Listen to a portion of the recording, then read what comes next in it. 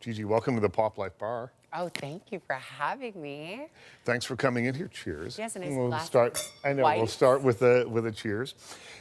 Let's talk a little bit about growing up. I've read in your book about how you struggled to fit in a little bit and were bullied. I wonder what kind of effect that had on you. What sort of long-term effect that may have had on you? You know, it was definitely a long-term effect. I feel a lot of people are bullied to some capacity, but I was always out there. I was always flamboyant. I was always around the girls, playing jump rope, you know, all of that stuff. So I was an easy target. And people took advantage of that. And people would call me names and scream at me on the playground and push me in the bathroom and made me feel scared in an environment that I thought that It should be safe in. I should feel safe in. I'm learning, I'm at school, but that actually led me to conquer the bullies in the long run and kind of become one in some way. In what way? It was kind of in a means for survival, to be honest. Like, just if you're gonna be bullied, if not bully, be bullied, basically.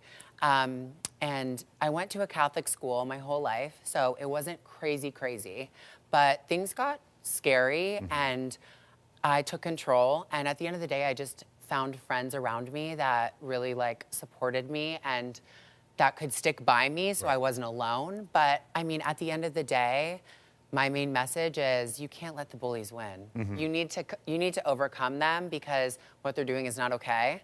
And you need to stand up to them in a way. Well, you may be a living embodiment of that, of not letting the bullies win.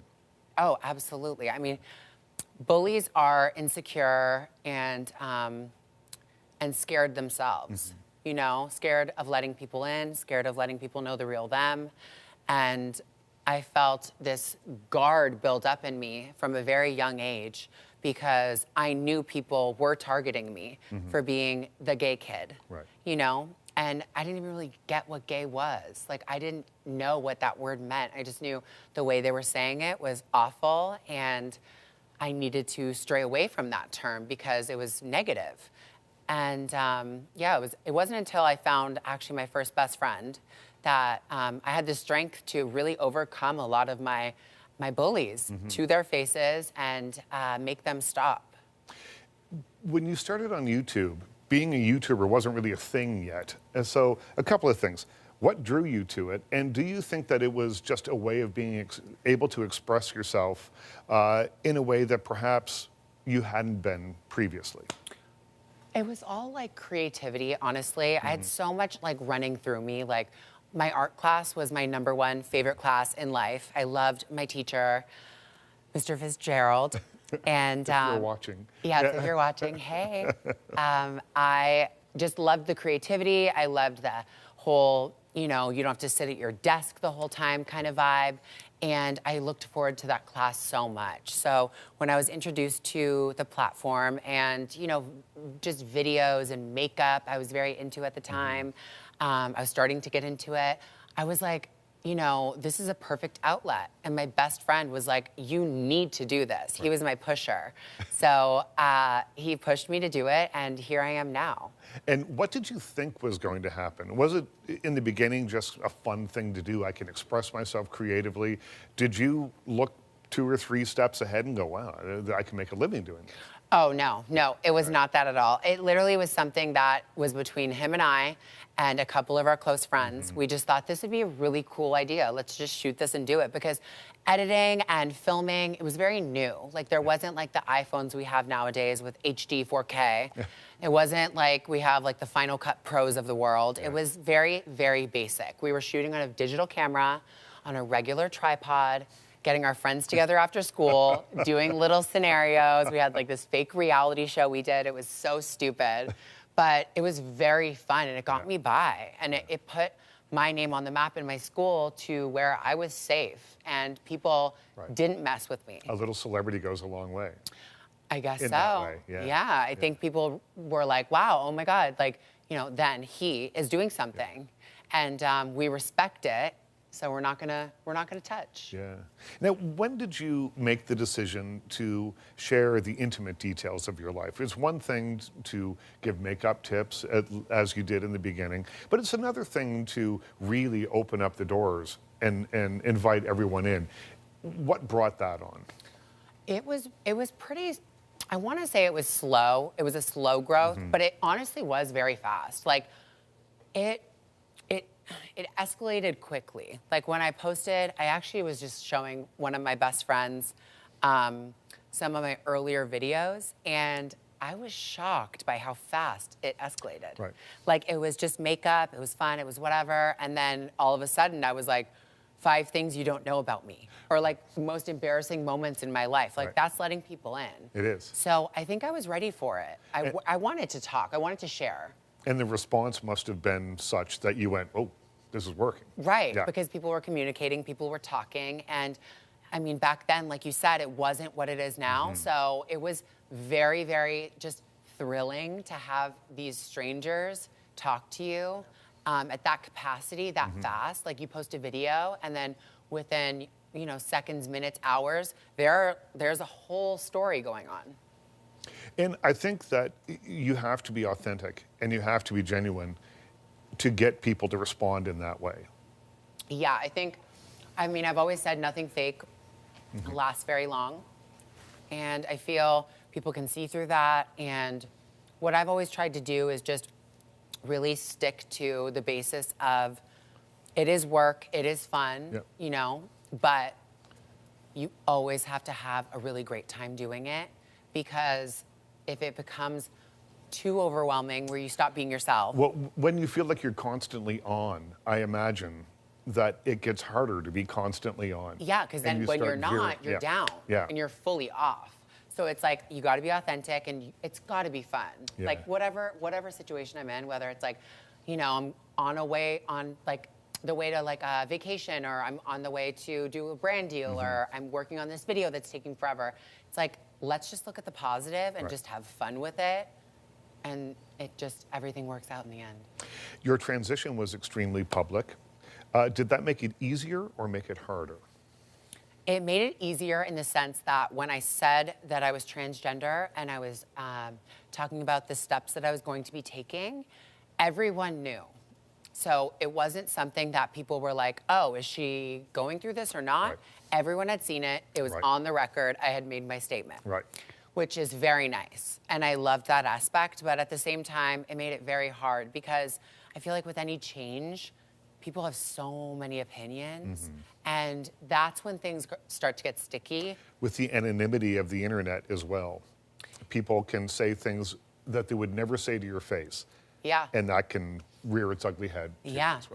I feel like I've been in just the public eye, sharing my story. I've been on social media for so long that I feel that I built a thick skin. But what really gets me is the real life hate from family members, not really accepting you, or friends, longtime friends, feeling some kind of way about you transitioning. Right. It's like, oh, where did this come from? Okay. Yeah. So you never really loved me.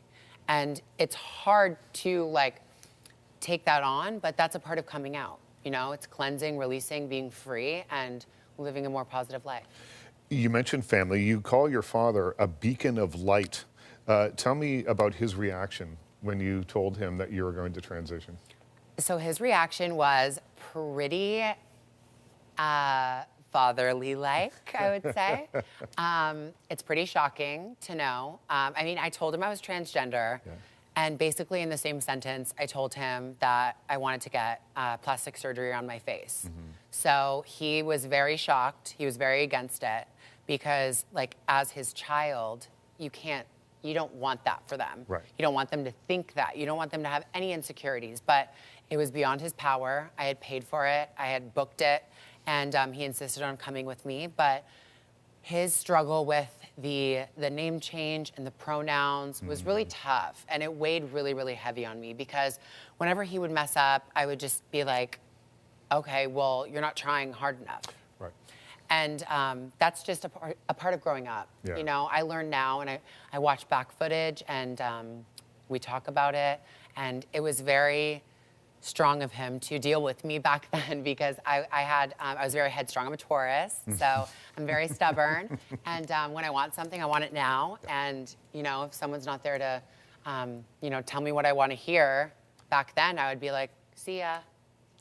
You lost your mom at 19. She did not know about the transition. How do you think she would have felt? I think she would have made it easier. Yeah. I think, you know, like, I think a feminine energy would have been very positive in my whole world back then. But I think without that feminine energy, growing up in a house with men, like my 2 brothers and my father, Yeah. I was the only woman in the house, it made me stronger as a person. So I'm not gonna say that it would have been easier in the long run, because it probably wouldn't have. But everything happens for a reason, and I believe that. But I think that she would have probably, you know, made everyone come around a lot quicker. Yeah. Your book, Gigi Gorgeous, He Said, She Said, is out in stores now. Why write a memoir at such a young age?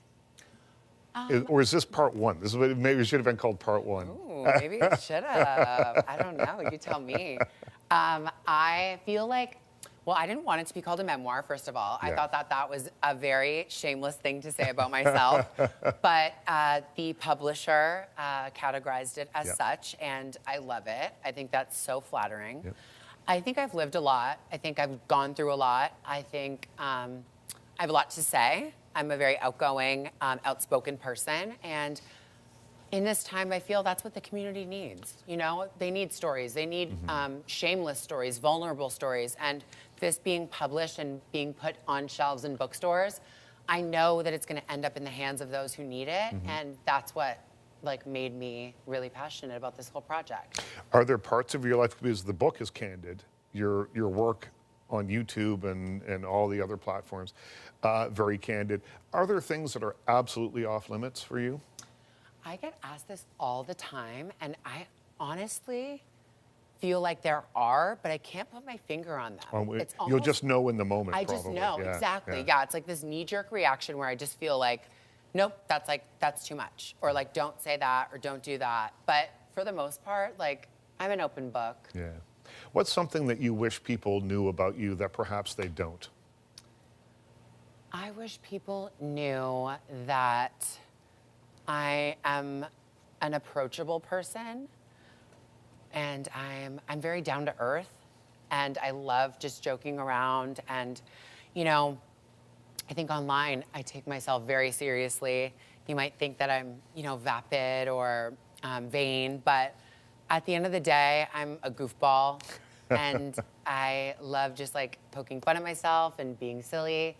And I don't think people always get to see that side of me, but I think when they meet me, they see that, because I can't hide it. Right.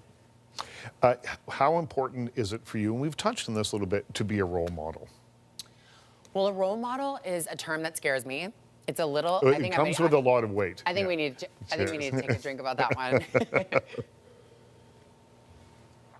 It scares me because I never signed up for that. Right. And it's role models never sign up to be role models, though. I just didn't. I was like, oh my God, I'm not capable of handling that much pressure. But it's something I'm working on, and at the end of the day, I tell my story, and at the end of the day, you know, I'm here to hear the stories of my supporters. And if that makes me a role model, then I am so blessed. And I know that I've changed people's lives because of what they've told me. And that just makes me think, how did I get so lucky to get in these shoes with this blessed family, to overcome these struggles, to have YouTube, you know? And here we are. And here we are. It's like, how did I get here? Gigi, thanks so much. What a pleasure to see you. Thank you. Pleasure to see you too.